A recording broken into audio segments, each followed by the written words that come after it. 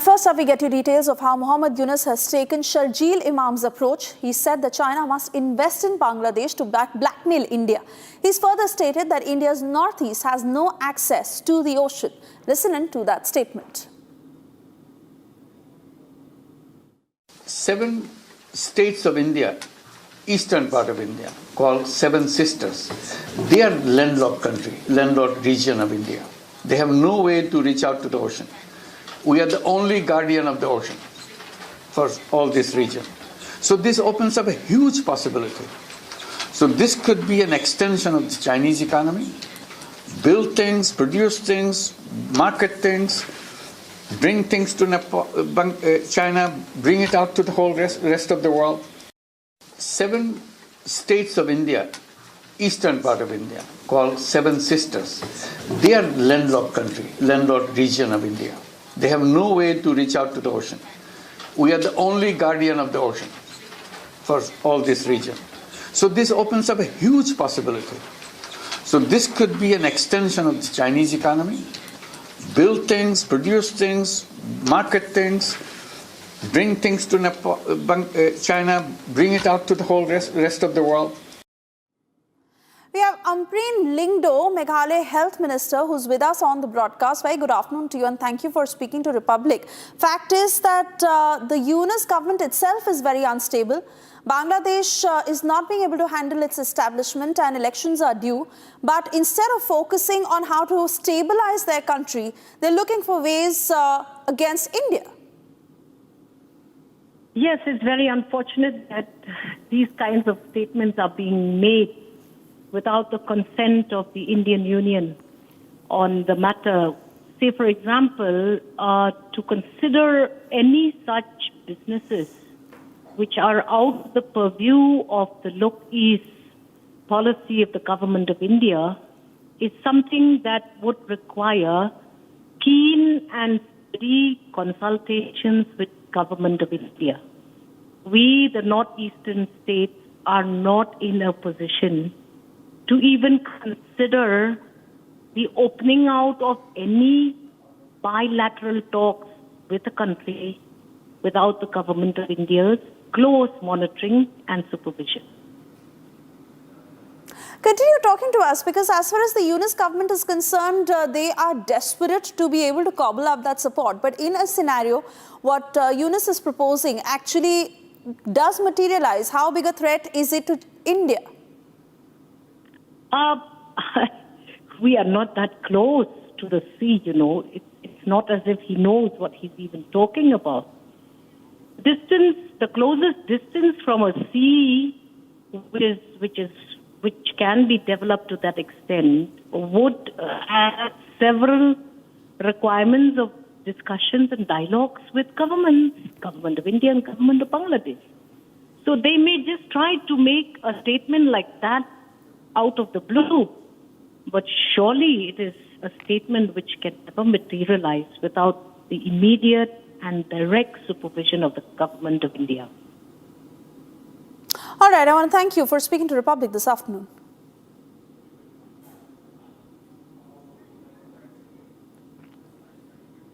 All right, we'll play out that statement by Mohammed Yunus once again, where he's invited China. He's pointed to the landlock, saying that India has no access to the ocean, and he's urging China to make them its extension, primarily to hurt Indian interests. But amid the current crisis that Bangladesh faces, where the Yunus government itself is finding it hard to stabilize the country, and there is a serious threat to the establishment, Mohammed Yunus making that statement where he's begging for Chinese money, and he's saying that China must invest in Bangladesh, because this way it will be a sinister plan against India, as India's northeast has no access to the ocean.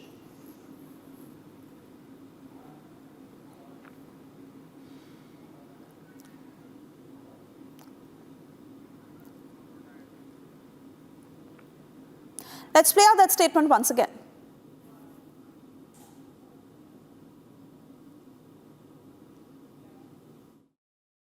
Seven states of India, eastern part of India, called Seven Sisters, they are landlocked country, landlocked region of India. They have no way to reach out to the ocean. We are the only guardian of the ocean for all this region. So this opens up a huge possibility. So this could be an extension of the Chinese economy. Build things, produce things, market things, bring things to China, bring it out to the whole rest of the world. 7 states of India, eastern part of India, called Seven Sisters, they are landlocked country, landlocked region of India. They have no way to reach out to the ocean. We are the only guardian of the ocean for all this region. So this opens up a huge possibility. So this could be an extension of the Chinese economy. Build things, produce things, market things, bring things to China, bring it out to the whole rest of the world. All right, so there you heard it, that statement on camera, where Mohammed Yunus is begging China to make Bangladesh its extension. He has requested Beijing to pump in money, as he's saying that this is a way to hurt Indian interests. He's gone on to add that India's northeast has no access to the ocean. China must invest in Bangladesh, as he said that this is a good way of blackmailing India. Mohammed Yunus, at a time facing serious crisis when Bangladesh is already unstable, and given the fact they are due for a fresh round of elections, even recent information that came in of how the army was on the streets, as the Yunus government faces a serious threat. But here is Mohammed Yunus with those misplaced priorities, where he is now focusing on how to hurt Indian interests. For that, he's heard on camera begging to Beijing to pump in money.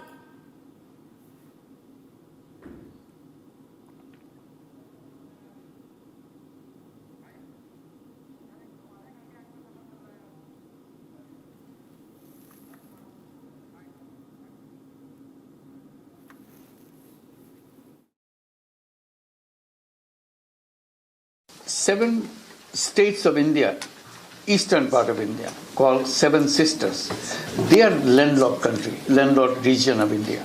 They have no way to reach out to the ocean. We are the only guardian of the ocean for all this region. So this opens up a huge possibility. So this could be an extension of the Chinese economy.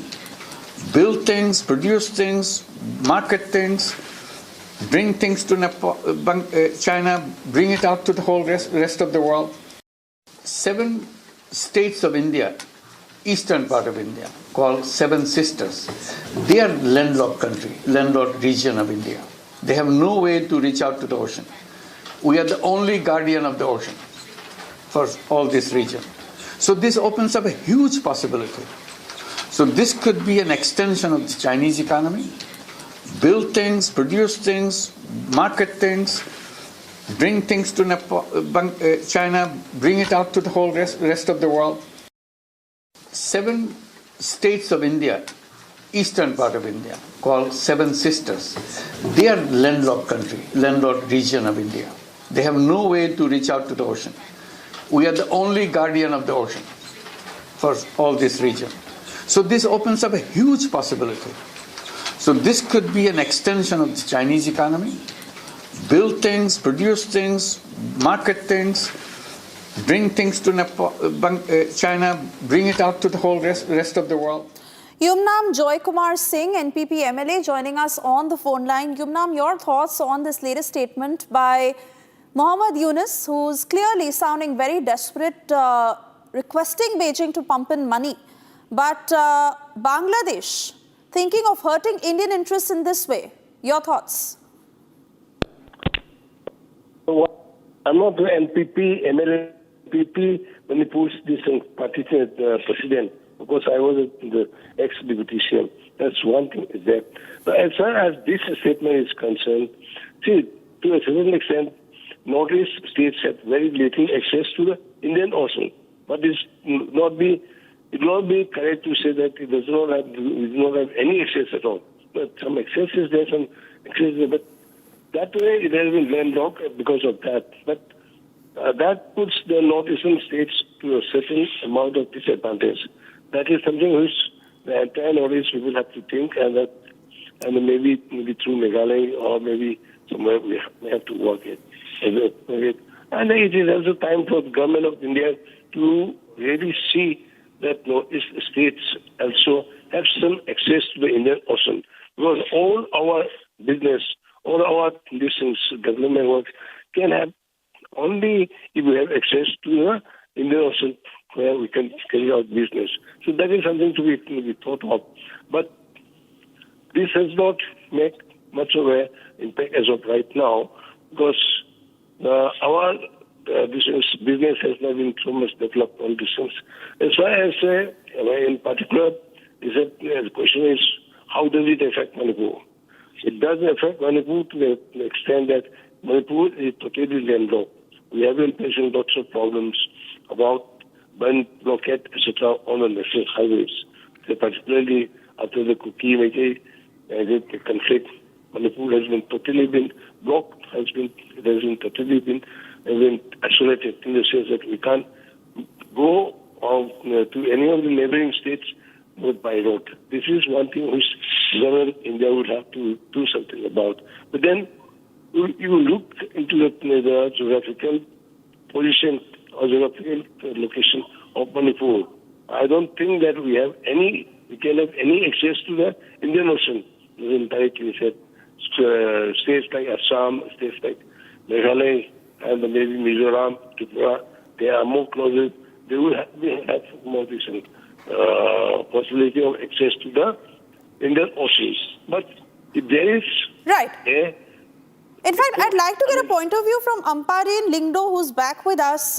She's the Health Minister of Meghalaya. Amparin, your thoughts on what Yumnam is saying? Yes, of course.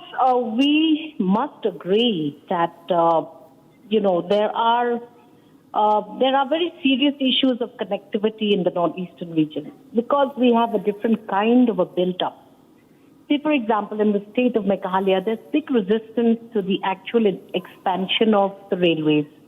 For some reason, we are not able to actually bring on board people opinions to ensure that we expand on our railway connectivities. Of late, Government of India, through its various policies and programs and interventions, have been able to adequately cover the state of Meghalaya, the state of Assam, with adequate road facilities. Today, the Northeast is far more calmer. The insurgency issues are not as pronounced as they were 2 decades back. But again, I reiterate, it is not easy for the government of Bangladesh to unilaterally try to engage with states of the Northeast on matters of this nature, because this is a Government of India policy. We have the Look East policy where where countries like Bangladesh are already members and partners. So if there's anything that needs to get done, and I don't know whether China is the actual country that we're looking at, keeping in mind the very strained relationships that we apparently see very obviously between India and China. So I, for one, can only opine that even if the state of Meghalaya shares an international border of 481 kilometers with the country of Bangladesh, the sea is not very nearby from what my knowledge goes. But then if it is something that needs to get done, we cannot talk at our own level. It is the Government of India through its Look East policy that will look at it, because right now road corridors are being planned between Myanmar and the Northeast via Manipur. The Government of India is also looking at the Look East road corridor between India and Bangladesh via the states of Meghalaya and Assam. So yes, there are projects, but I do not foresee this kind of a statement actually resulting in anything substantial without the Government of India's undertaking.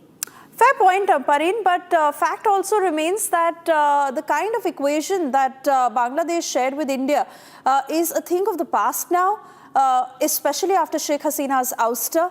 And given how the Yunus government has been actually making statements, as much as they're trying to be diplomatic on the face of it, we know how the reality has really turned out on the ground.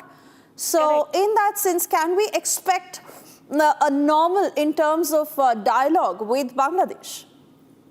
Very recently, the government of Meghalaya, through its Northeast policy, had a consultation with Nepal, with Bhutan, with Bangladesh. Delegates from these countries did come. Whether or not the realities of what's happening on ground in Bangladesh is what it is today. But bilateral relationships seem very well in order, because we recently had delegates come and participate in our 7th Northeast meet. But again, I reiterate, I have a problem with the mention of the country China. Now, I don't know whether India would want to do business with China and whether Bangladesh is conversant. I believe that bilateral discussions should be discussions which are agreed upon mutually by all partners who want to participate in a particular MOU. So I don't foresee anything just out of somebody's discussion or mention would take off and register as a result-oriented statement. But if it happens, we in the Northeast will be pleasantly surprised, because yes, it is a fact that we need now to look at markets for our entrepreneurs. We have huge potential in agriculture. We have a lot of these farmer producer organizations. Some of our producers from the state of Meghalaya, for example, are now being transported to different countries and nations like the Middle East. And one of the particular item from the state of Meghalaya where we preserve and dry the pineapple pulp is being transported even to Europe because of its high protein input. So we are game, but we need to wait for the government of India to handhold us in all of these further discussions on this matter. Yumna, I'd like to get your view on what Ampareen is suggesting. And when you say that this is a concern that the centre must look into, please detail your thoughts on that. Well, my comment on that is what Ampareen has said. She's all right, all comments. I share the same view as she has. But you see, it has to be from different perspectives, should be different from state to state. As far as Manipur is concerned, we are more concerned about the government of India's Look East policy, because Manipur will be giving the will be corridor through which this Look East policy will be implemented. But I mean, this policy has been declared for such a long time, but there does not seem to be anything, any tangible, any proper way of. All right, I want to thank you both for speaking to the public this afternoon. We wait and watch how the story develops.